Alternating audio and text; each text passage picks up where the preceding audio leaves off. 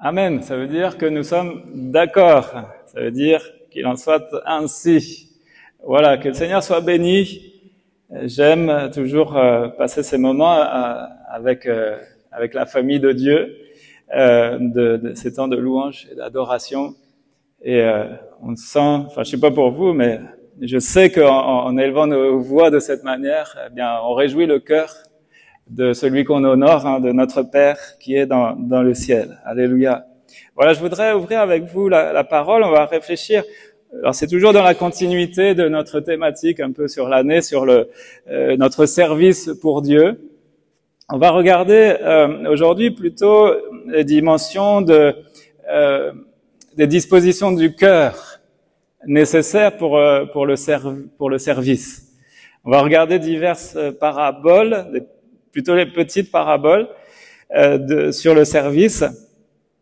Avant de regarder au premier, je voudrais rappeler quand même une chose importante. On va pas le lire, mais vous connaissez la parabole de l'habit neuf et des outres neuves.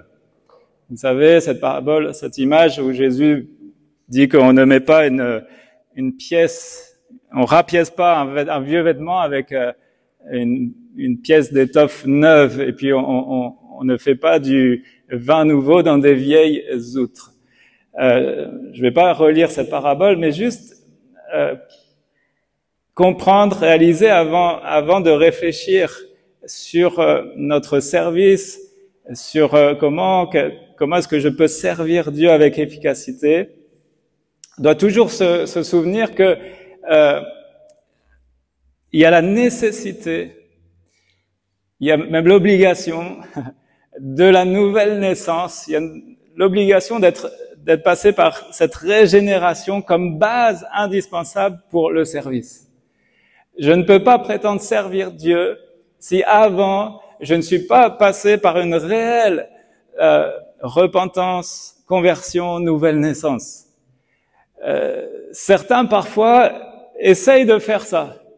On a déjà vu des situations comme ça où certains ils connaissent l'Église, ils ont grandi peut-être dans l'Église, ils connaissent l'Évangile, ils connaissent beaucoup de choses, et puis ils commencent à témoigner, ils essayent de témoigner autour d'eux, parmi leurs amis, parmi leurs collègues de travail, mais eux-mêmes ne se sont pas engagés avec le Seigneur.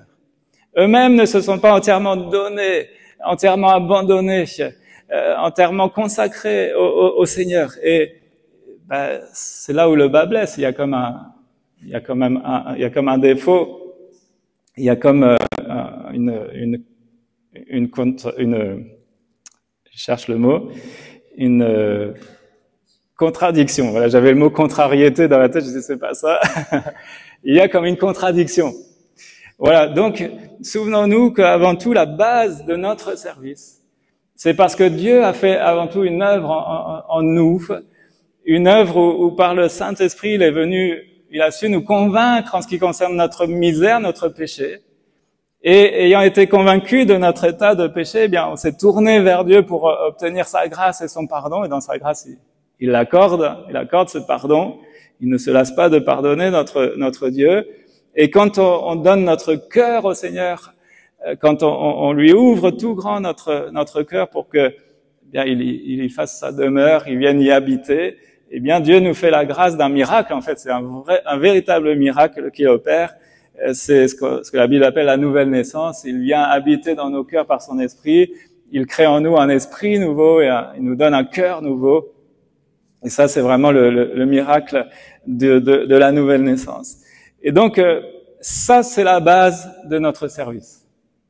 S'il n'y a pas cette base-là, eh bien, je peux pas prétendre servir Dieu avec sérieux, avec efficacité. Donc c'est important de rappeler ça. Alors on va regarder en regardant plusieurs paraboles qui nous montrent 4 aspects du service pour Dieu. Le premier aspect, c'est un service de cœur.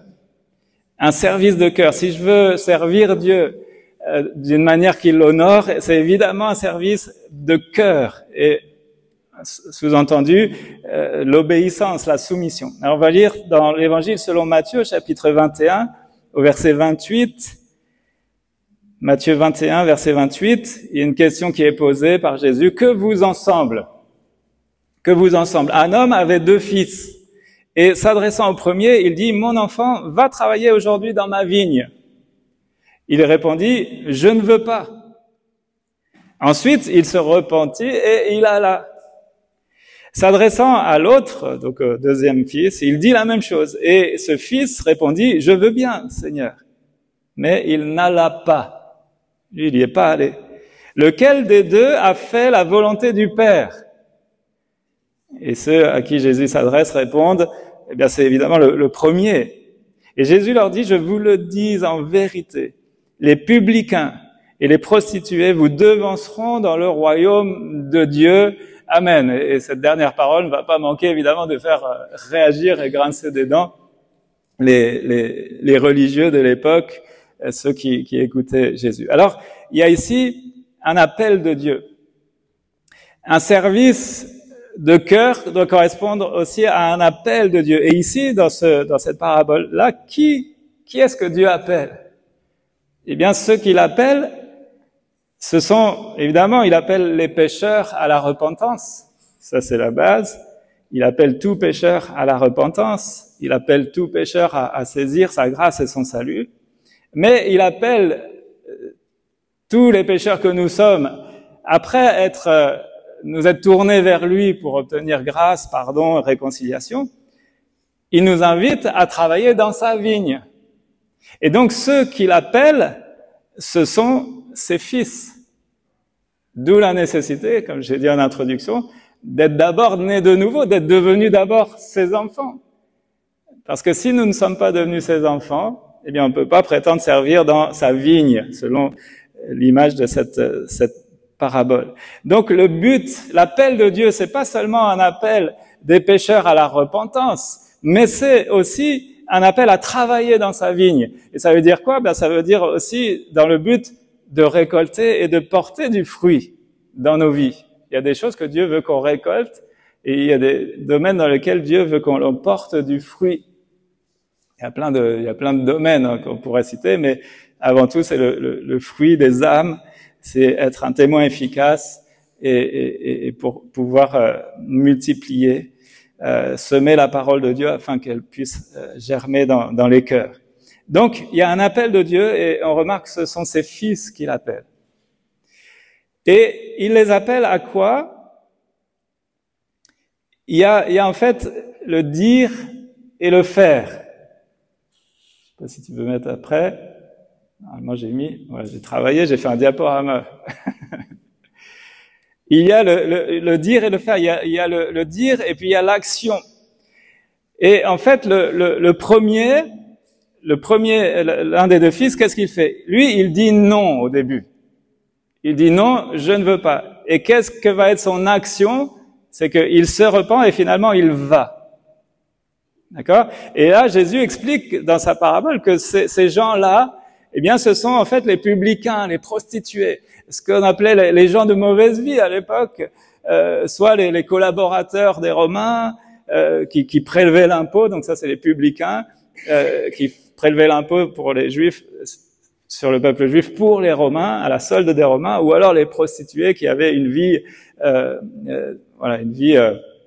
dilapidée, on va dire. Et donc, Jésus, il dit, ceux-là, dans un premier temps, ils ont dit non. Ils n'obéissaient pas à Dieu. Mais ils se sont repentis de leurs péchés, ils sont revenus à Dieu, et maintenant, ils le servent. Donc ça, c'est ceux qui ont dit non dans un premier temps, mais ensuite qui ont dit oui, et qui se sont repentis et qui sont allés. Et puis il y a les autres ils ont dit oui de premier abord. Et ça, c'est ce qu'ils ont dit. Ils ont dit oui, mais qu'est-ce qu'ils ont fait? Leur action, c'est qu'ils n'y sont pas allés. Et ça, Jésus explique, c'est l'image des sacrificateurs, des anciens du peuple, des religieux juifs de l'époque. Ça a été aussi rappelé dans le don spirituel tout à l'heure. On peut avoir une belle apparence de la piété, extérieurement dire oui, mais en réalité, on ne fait pas. On ne va pas faire la volonté de Dieu. Et donc, quand Jésus, au travers de cette parabole, eh bien, dénonce en fait l'hypocrisie des religieux de son époque, eh bien, évidemment, ça va faire réagir, ça va faire grincer quelque peu, et donc, ils vont comprendre qu'il s'agit d'eux ici. En fait, il vaut mieux dire non et faire oui, plutôt que de dire oui et faire non.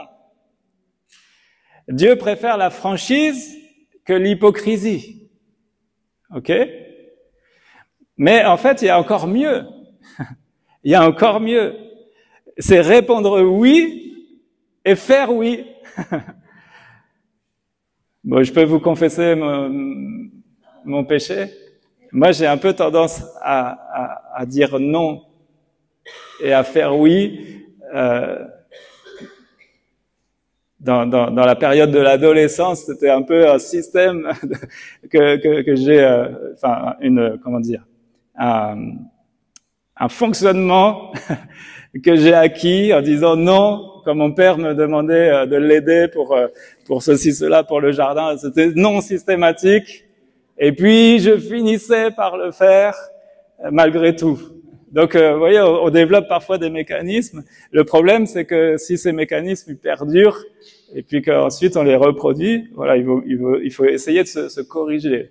Donc, c'est bien de dire non et de faire oui, d'être plutôt honnête et de dire non, j'ai pas envie de le faire, tu m'embêtes avec ton truc, et puis en fait, finalement, on va le faire. Mais il y a mieux que ça. Il y a répondre oui de tout son cœur et assumer son engagement. Donc ça, c'est ce que le Seigneur attend de nous. Et Jésus nous montre l'exemple.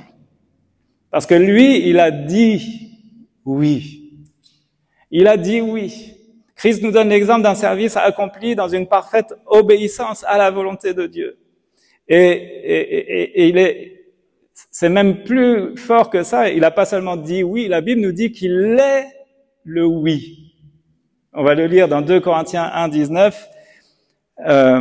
Voilà, car le Fils de Dieu, Jésus-Christ, qui a été prêché par nous au milieu de vous, donc c'est Paul encore qui dit ça, par moi, par Sylvain et par Timothée, n'a pas été oui et non, mais en lui il n'y a que oui. Car pour ce qui concerne toutes les promesses de Dieu, c'est en lui qu'est le oui. C'est pourquoi encore l'amen par lui est prononcé par nous à la gloire de Dieu. Donc le amen, c'est le ainsi soit-il. Et Jésus, il a été celui qui a accompli la volonté de Dieu de manière parfaite, entière. Il a été le oui, l'amen. Alléluia.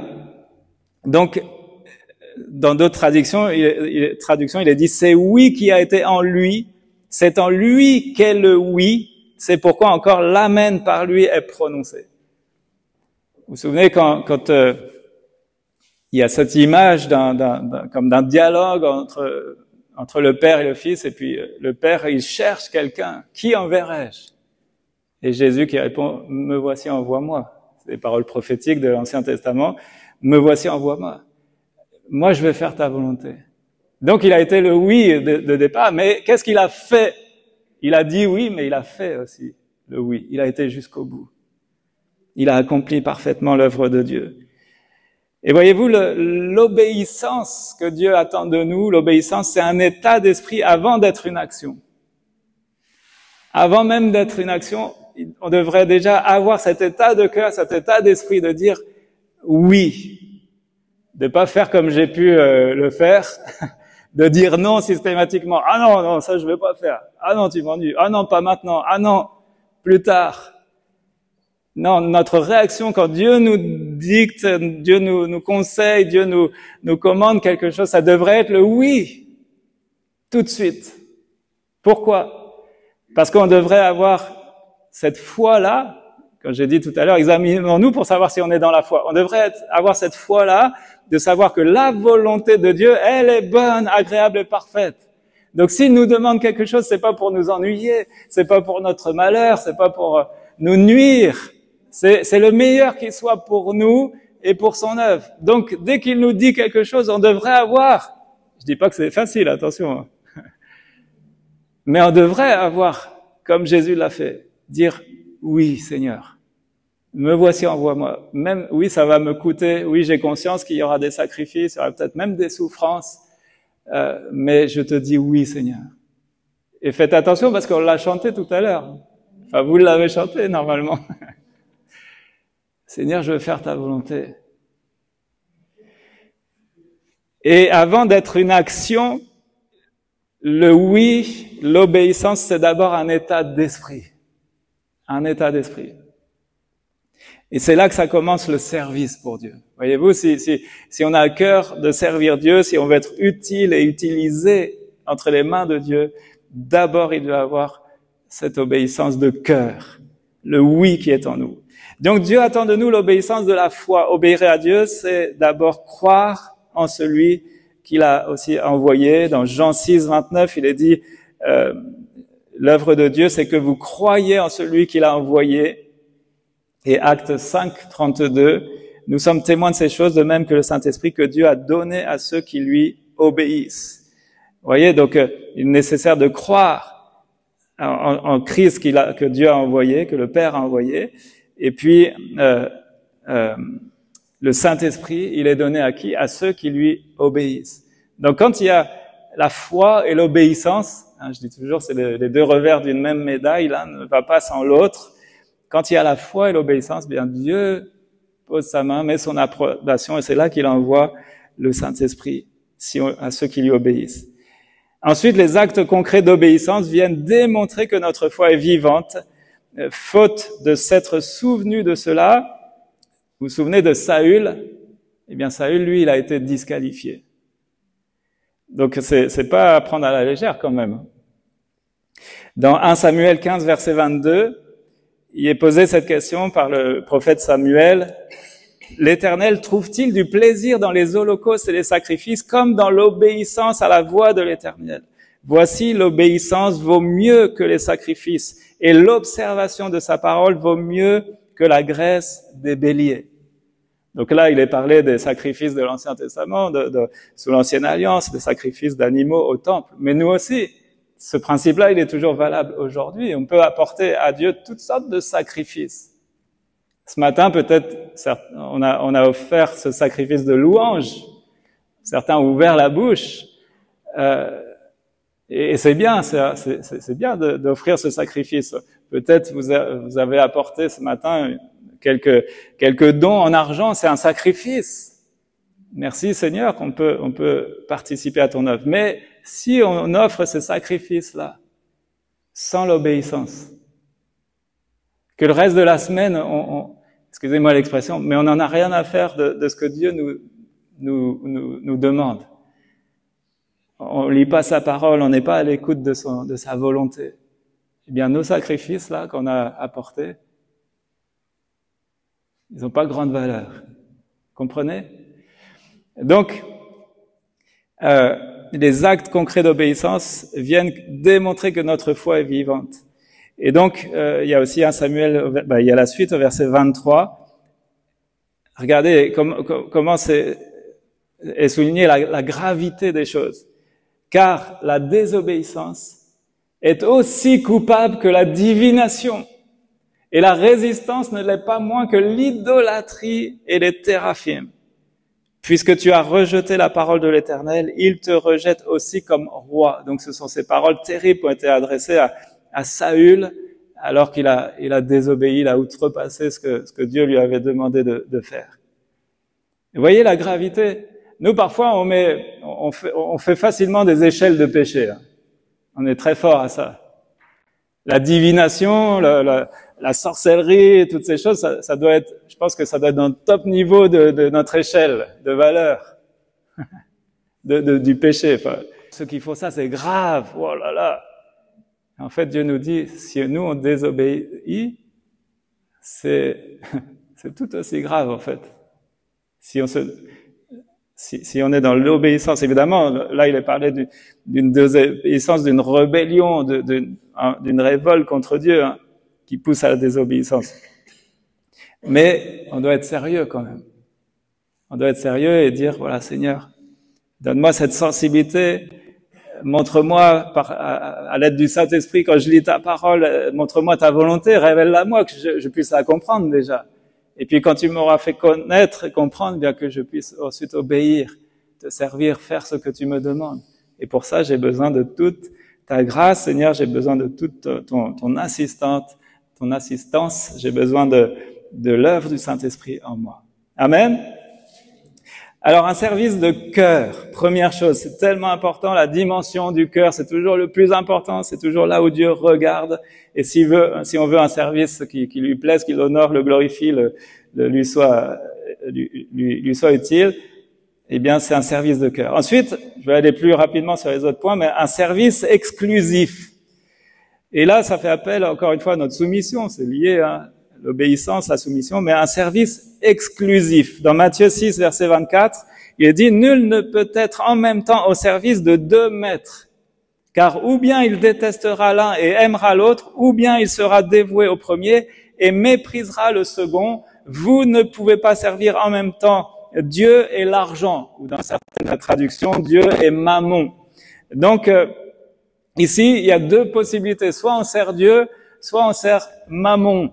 Le dieu de l'argent, l'idole des richesses et tout ça, et on pourrait mettre toutes les formes d'idolâtrie dans cette catégorie-là.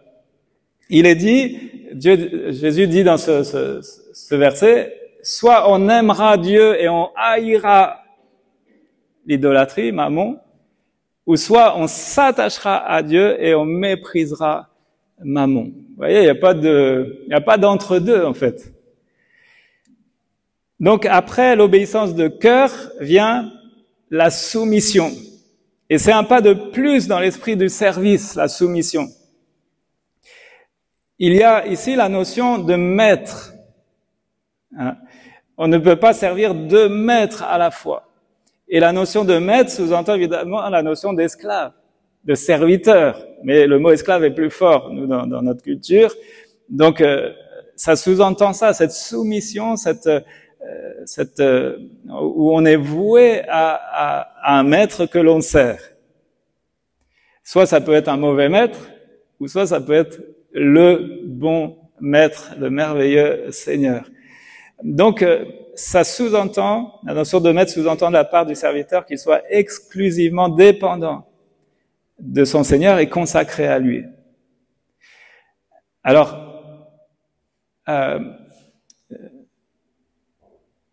donc il y a cette notion-là dans le service. Toutefois, je rappelle que Jésus ne veut pas faire de nous ses esclaves.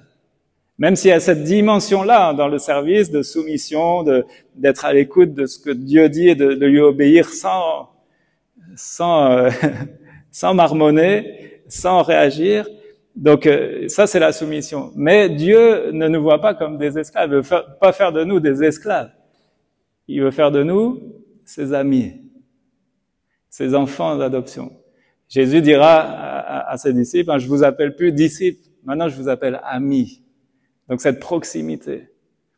Et voilà, juste pour rappel. Mais c'est intéressant de réfléchir quand même à cette dimension-là de la soumission. À quel point je suis prêt à me soumettre à Dieu et à être exclusivement dépendant de mon Seigneur. Donc Dieu attend ce service exclusif. Le service de Dieu est sans partage, en fait. Dieu, il est dit dans les Écritures, c'est un Dieu jaloux. Mais dans le bon sens du terme, c'est pas une jalousie maladive, malsaine, mais c'est un Dieu jaloux dans le sens que son amour pour nous, il est entier. Il est entier, il est sans partage. Il nous aime de manière exclusive. Et en retour, il attend ce même amour, cette réciproque. Voilà, je vous laisse réfléchir, méditer sur ces choses. Donc, un service de cœur, un service exclusif, et puis un service aussi déterminé. Luc chapitre 9, versets 61 à 62. Alors, je vais pas relire, je vous invite à relire l'ensemble, mais à un moment donné, Jésus appelle certains à le suivre, et puis il y a toutes sortes de réactions. Et il y en a un qui dit, je te suivrai, Seigneur, mais permets-moi d'aller d'abord prendre congé de ceux de ma maison. Jésus lui répondit, quiconque met la main à la charrue et regarde en arrière n'est pas propre au royaume de Dieu. Donc, je te suivrai, ok, mais d'abord, voyez-vous ça, ça va pas dans notre vocabulaire, dans nos paroles. Si on dit au Seigneur, oui, je te servirai, mais il y a quelque chose qui va pas. On ne devrait pas avoir de mais avec le Seigneur. Que notre oui soit oui, ou que notre non soit non. Et là, donc, il y a comme des excuses, il y a des choses qu'on voudrait faire passer avant Dieu, avant son service, on voudrait faire passer des intérêts personnels avant ceux de Dieu. Donc, je te suivrai, mais, et Jésus compare le fait de le suivre à mettre la main à la charrue. Donc, mettre la main à la charrue, c'est-à-dire le servir, c'est être propre au royaume de Dieu. C'est-à-dire que là, on va le servir et on va pouvoir faire une œuvre dans le but de récolter quelque chose. Il y a l'image agricole ici qui est parlante. Donc, mettre la main à la charrue. Mais il y a cette volonté-là d'aller d'abord prendre congé de ceux de sa maison. Et ça, Jésus dit que c'est comme si vous avez la main sur la charrue et que vous regardez en arrière. Qu'est-ce qui va se passer? Vous essayez de faire un sillon bien droit et puis tout à coup, hop. Et là, le sillon, il va dévier. Donc, regarder en arrière, si on fait ça, on n'est pas propre au royaume de Dieu. Il y a un attachement au monde, il y a des regrets, il peut y avoir comme des regrets des choses passées. Regarder en arrière, cela nous parle d'un cœur qui est inconstant et irrésolu. Celui qui conduit une charrue ne peut creuser un sillon droit s'il regarde derrière lui. Et donc, ce principe-là devrait s'apprendre dès la conversion. Dès qu'on commence à suivre le Seigneur, on ne devrait pas avoir de regret de ce qu'on a laissé derrière nous.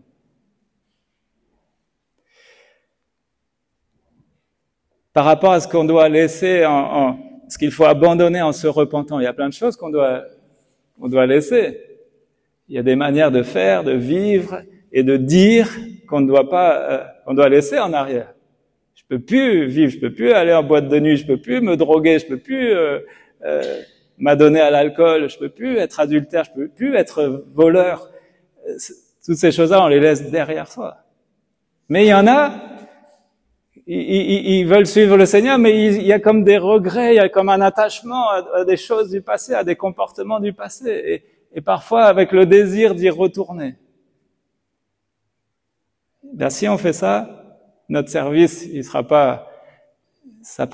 n'est pas propre pour le Seigneur. Dans Genèse 45, verset 20, vous vous souvenez, c'est à la sortie de l'Égypte, le peuple, notre Dieu fait des miracles, des choses extraordinaires pour libérer le peuple d'Égypte. Et regardez, il est dit, ne regrettez point ce que vous laisserez, car ce qu'il y a de meilleur dans tout le pays d'Égypte sera pour vous. Donc, il regrettait des choses qu'il y avait en Égypte. Il regrette un certain confort, il regrette certaines habitudes, certains modes de vie. Et Dieu leur dit de laisser tout ça derrière. Mais il leur dit aussi, ce qu'il y a devant vous, ce sera meilleur encore que ce que vous avez laissé. On peut se souvenir de la femme de Lot. Vous vous souvenez dans le jugement contre Sodome et Gomorrhe. Et c'est retourné, et là c'est l'image du regret de ce qu'elle laisse derrière elle. On peut comprendre évidemment à certains égards, mais il y a une image forte là du regret d'une vie passée, une vie à Sodome et Gomorrhe, de plaisir, de luxure et tout ça laissé derrière, et eux ils vivaient au milieu de cette atmosphère-là, et on voit que la femme de Lot regarde en arrière, et vous savez ce qui s'est passé pour elle. Donc regarder en arrière, c'est jamais bon. Notre service doit être déterminé, on doit regarder en avant. Et puis donc Jésus prend l'image ici il il y a un homme, c'est pas une image, il y a un homme qui lui dit de prendre congé des gens de sa maison. Donc dans le contexte, prendre congé des gens de sa maison, en fait, ça veut dire quoi? Peut-être nous, ça nous paraît choquant au début, on disait, ben on est obligé d'abandonner la famille et tout ça, ça veut dire quoi? Non, c'est pas du tout ça. C'est que dans la culture de l'époque, c'est que il voulait attendre que ses parents décèdent en fait. Il voulait les accompagner jusqu'au bout, de prendre soin de ses aïeuls jusqu'au bout, tout ça, et puis peut-être de récupérer l'héritage et tout ça. Donc c'est tout ça derrière en fait. Donc ça risquait d'être long. Vous voyez ce que je veux dire? De prendre congé des gens de sa maison, ça pouvait durer peut-être des dizaines d'années encore. Et Jésus nous dit, non, c'est maintenant que je te veux au service, c'est pas dans 5 ans ou dans 10 ans, quand tu auras terminé tes affaires, ou quand tu auras... Non, c'est maintenant. Faire attendre Dieu, à ce point-là, en fait, c'est un affront à son égard. Et ça révèle les priorités qui nous gouvernent dans nos décisions. Attention, hein, je répète, le Seigneur Jésus n'est pas en train du tout de nous enseigner qu'on doit négliger ou mépriser sa propre famille, loin de là, il y a bien d'autres versets qui nous disent le contraire. Mais la question est posée, quelles sont nos priorités? C'est quoi ma priorité? Notre priorité devrait être de servir le Seigneur et de faire ce qu'il attend de nous, d'entrer dans le service, dans l'œuvre, dans l'appel auquel il nous appelle. Et pour cela, parfois il y a un sacrifice, il y a un renoncement. Et peut-être ça veut dire oui, quitter peut-être un confort, une situation familiale, un confort, peut-être quitter des amis, peut-être ça veut dire ça. Donc oui, il y a un sacrifice, il y a des renoncements peut-être. Mais c'est cela être propre au royaume de Dieu. Ça signifie être utilisable par Dieu. Est-ce que je suis utilisable? Ou est-ce que si Dieu veut m'utiliser, moi je dois m'occuper de mes affaires, j'ai ceci, j'ai cela, et on va s'inventer toutes sortes d'excuses pour ne pas faire. Si on est comme ça, eh bien nous ne sommes pas utilisables. Comprenez? Donc c'est les priorités qui gouvernent nos décisions. Voilà, à quoi je donne ma priorité. Et encore une fois, on ne sera jamais perdant en mettant Dieu en priorité. Si on met Dieu en priorité, là tout ce que cet homme met en avant, toute sa famille, en fait, si on met Dieu en premier, Dieu prendra soin de notre famille et il forgera nos cœurs pour qu'on soit un meilleur membre de la famille, un meilleur mari, un meilleur papa. Mais si on le met en priorité, il pourra se servir de nous. D'accord? Allez, un dernier point. Excusez-moi je ne vais pas être trop long. Le dernier point, le 4e point, c'est un service réfléchi. Donc un service conscient de ses faiblesses et de ses forces. Alors on peut lire rapidement Luc 14, verset 28. « Lequel de vous, s'il veut bâtir une tour, ne s'assied d'abord pour calculer la dépense et voir s'il a de quoi la terminer, de peur qu'après avoir posé les fondements, il ne puisse l'achever et que tous ceux qui le verront ne se mettent à le railler en disant « Cet homme a commencé à bâtir, il n'a pas pu achever. » Ou quel roi, s'il va faire la guerre à un autre roi, ne s'assied d'abord pour examiner s'il peut, avec 10 000 hommes, marcher à la rencontre de celui qui vient l'attaquer avec 20 000. S'il ne le peut, tandis que cet autre roi est encore loin, il lui envoie une ambassade pour demander la paix. Ainsi donc, quiconque d'entre vous ne renonce pas à tout ce qu'il possède ne peut être mon disciple. Alors, il est question ici de bâtir une tour, il est question ici d'un roi qui va faire la guerre à un autre roi. Et donc, cette nécessité de s'asseoir, de calculer la dépense, de voir si on a de quoi terminer, et de peur de ne pouvoir achever ou de se faire railler. Donc il y a même aussi une question de témoignage autour de ça. Ce roi qui va faire la guerre, il s'assied, il examine s'il peut monter avec 10 000 hommes contre 20 000. S'il ne peut pas, il envoie une ambassade. Alors, première chose importante, s'asseoir et réfléchir. S'asseoir et réfléchir. La foi n'est pas une aventure irréfléchie. Quand je vous dis qu'on doit être prêt à obéir, à suivre et tout ça, oui, mais ça ne veut pas dire qu'on va le faire de manière irréfléchie. D'accord? Il est nécessaire de savoir ce que cela coûte et quel renoncement ça va me demander. Des renoncements de tous ordres avant de se lancer dans le service de Dieu. Alors mon but c'est pas de vous faire peur, hein, de vous décourager. La réflexion, ça vise pas à nous faire démissionner ou à nous désengager, hein, bien au contraire, mais à nous permettre d'avancer avec une extrême lucidité. On doit savoir ce que ça va nous coûter et quel engagement ça va me prendre. Si je m'engage dans un service dans l'église ou à l'extérieur, peu importe, mais un service pour Dieu, il faut que je sache qu'est-ce que ça va me coûter comme engagement, comme temps, comme énergie, comme capacité, peut-être comme argent, etc. Donc je dois calculer, ça me paraît logique, c'est de la sagesse simple. Donc s'asseoir et réfléchir, c'est important. Et puis calculer les moyens. Calculer les moyens. Et ça, c'est un dernier point important. On doit réaliser que par nous-mêmes, on n'a rien, on n'a aucun moyen en réalité.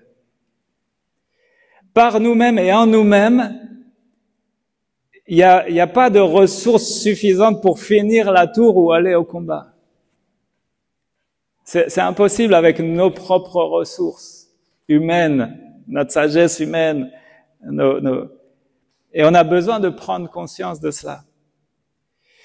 Prendre conscience de ces lacunes, ça nous amènera à dépendre de Dieu. Et si on veut un service efficace, on devra toujours dépendre de Dieu et apprendre à dépendre de plus en plus de lui, toujours plus être dans la dépendance totale, entière à notre Dieu. Réaliser que nos capacités même ne nous viennent pas de nous. Si quelques-uns ont la capacité d'être bricoleurs ou cuisiniers ou que sais-je, alléluia, gloire à Dieu. Mais réalisons que c'est des capacités qui nous viennent de Dieu. Si on a quelques moyens financiers qui nous permettent d'œuvrer dans certains domaines, alléluia, ça nous vient de Dieu encore une fois. Donc tout nous vient de Dieu, c'est pas par nous-mêmes. On n'a aucune ressource en nous-mêmes. Le souffle de vie nous est accordé par Dieu lui-même, on est dépendant de lui. Donc, il y a au moins la prise de conscience que ces lacunes nous amènera à dépendre de Dieu et à lui demander les forces suffisantes et indispensables pour vivre la vie chrétienne et assumer le service pour lui. Il y a des fois, on voudrait bien s'appuyer sur nos forces, sur nos capacités, notre énergie. Un jour, vous vous souvenez, l'apôtre Paul, qu'est-ce qui lui est arrivé? Une écharde dans la chair. On ne sait pas trop de quelle nature, on pense que c'était un handicap au niveau de ses yeux. Et Paul, qu'est-ce qu'il veut? Tout naturellement, il prie le Seigneur pour être guéri. Ça m'handicape, ça me gêne dans le service. Il écrit des lettres, il est obligé de faire rédiger ces lettres par quelqu'un d'autre, et à la fin, il signe en grosses lettres. Relisez certains épîtres. Donc ça le gêne, ça le handicape. Et il prie, et c'est normal de prier. Dieu, il prie le Seigneur Jésus pour sa guérison. Il prie une fois, pas de résultat. Il prie 2 fois, toujours pas de réponse. Il prie 3 fois, hop, et là une réponse. Arrête de prier pour soi, Paul. Je vais pas te guérir. Ah, pourquoi? Eh bien, parce que ma puissance va s'accomplir dans ta faiblesse. Et Paul explique, il a reçu cette écharpe dans sa chair, comme un ange de Satan qui vient le souffleter, comme il dit. C'est pour le maintenir dans une certaine humilité et une certaine dépendance de Dieu. Voyez-vous ce qui peut arriver s'il avait été guéri? On ne sait pas. Mais ouais, alléluia. Et là, de plus belle, on sait que c'était un battant, c'était un bosseur, et il se serait appuyé certainement sur ses propres forces pour faire l'œuvre de Dieu. Et Dieu le garde, en disant non, tu vas apprendre que ma puissance s'accomplira au travers ta faiblesse. Non pas la gloire à nous, pour nos capacités, mais la gloire rendue à Dieu. Amen. Donc parfois, on comprend pas toujours les plans de Dieu, pourquoi parfois il n'exauce pas certains aspects, mais c'est pour nous maintenir dans cette dépendance. Ça, ce sera vraiment un facteur important aussi d'un service efficace pour Dieu, être conscient de ses faiblesses, de ses forces, un service réfléchi. Et régulièrement, on aura besoin de s'asseoir, de réaliser toutes nos incapacités, mais aussi de réaliser toute la puissance qu'il y a en Dieu et qui veut déverser en nous, dont il veut se servir pour être un témoin efficace, dont il veut se servir pour être un phare. Vous savez, c'est la vision de Fécamp. On veut être chacun un phare, briller, rayonner, être un repère, être un guide pour amener ceux qui nous entourent à connaître le salut, la sécurité en Jésus-Christ. On veut être ces phares qui brillent dans ce monde. Et je termine par la conclusion de ce passage qu'on a lu là sur cette histoire de cette tour et de ce roi. Quiconque d'entre vous ne renonce pas à tout ce qu'il possède ne peut être mon disciple. Ça nous fait réagir quand même. Mais le Seigneur, il est clair. Il veut tout de nous. Il veut tout. On n'a pas besoin de se poser la question. Il veut tout de nous. Et si on lui donne tout, bien, on sera réellement là, ses disciples. Mais vous voyez l'inverse. Si on ne donne pas tout au Seigneur, si on ne renonce pas à tout, ce que nous possédons, donc là, il est parlé même de manière plus précise de tout ce que nous possédons. Vous possédez quoi? Une voiture, une maison, de l'argent, un compte en banque, mais il n'y a pas que ça. Vous possédez peut-être une famille, des enfants, un conjoint. Il n'y a pas que ça. Vous possédez peut-être la santé, vous possédez un corps. Tout ce que l'on possède, on doit le consacrer, le dédier, le vouer au Seigneur. Et c'est de cette manière-là qu'on sera réellement les disciples de Jésus et qu'on pourra le servir de manière à l'honorer, à le glorifier. Voilà, donc renoncer à tout. Sommes-nous prêts à renoncer à tout parce que notre engagement envers Jésus, notre Sauveur, est un engagement de cœur, un engagement exclusif, un engagement déterminé et un engagement mûrement réfléchi. Voilà, on va prier le Seigneur et que le Seigneur travaille toutes ces dimensions-là en nous, c'est les dimensions de notre cœur. Et on veut se laisser encore modeler, forger par notre Dieu. Voilà, Seigneur, merci parce que tu veux te servir de nous. Je sais, je le crois, tu nous appelles tous. Il y a personne d'excepté dans ce lieu aujourd'hui. Tu nous appelles tous à venir à toi. Tu nous appelles tous, évidemment, à la repentance, à nous tourner vers toi. Mais tu nous appelles tous aussi à te servir. Tu veux pas nous sauver pour nous laisser ensuite à l'abandon et oisifs, à rien faire. Non, tu veux te servir de nous. Et ça, c'est aussi une dimension tellement grande de ta grâce. C'est tellement un privilège de pouvoir être utilisé par toi, Seigneur. Alors qu'auparavant, on était bon à rien. On était dans la boue du péché. On était dans la mort spirituelle. On était tellement loin de toi. Mais tu veux non seulement nous ramener à toi, mais tu veux te servir de chacun de nous et faire de nous des outils utiles pour ta gloire. Alors Seigneur, déjà, je veux te dire merci pour ça. Et je te prie de forger en nous bien toutes ces dimensions de cœur, toutes ces dimensions de caractère, où on veut être en capacité de te dire oui sans hésiter, sans broncher, sans discuter, sans monnayer. Seigneur, on veut être à l'image de Jésus, nous aussi te dire oui et amen, te dire je veux faire ta volonté, te dire sers-toi de moi comme tu veux, où tu veux, quand tu veux, Seigneur. Et tu sais encore tout le travail qu'il y a à faire en nous, parce qu'on est loin d'être arrivé, on est loin d'être parfait. Alors je te prie, voilà, Seigneur, que ta parole trouve son écho dans nos cœurs et que par la puissance du Saint-Esprit, bien tu agis en nous pour te servir de nous. On veut déposer tout à tes pieds.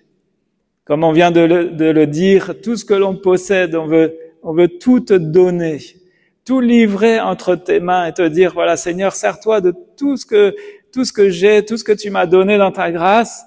Je veux te le donner afin que tu t'en serves pour ta gloire. Que ce soit mes moyens, mes capacités, mes talents, que ce soit ma santé, mon énergie, que ce soit ma famille, mes enfants, Seigneur, je veux tout te donner, que tu t'en serves comme bon te semble. Mon argent, mon compte en banque, ma carrière, Seigneur, tout, je veux tout te donner. Seigneur Jésus, merci de venir glorifier ton nom au travers chacun de nous, au travers ton Église. Merci pour ton amour si grand. Merci parce que pour ta sollicitude à notre égard. Tu nous cherches. Tu ne te lasses pas de nous chercher, de travailler nos cœurs et de nous conduire dans tes plans parfaits. Seigneur, fais tout cela pour ta seule gloire et dans le nom de Jésus. Amen. Amen. Gloire à Dieu.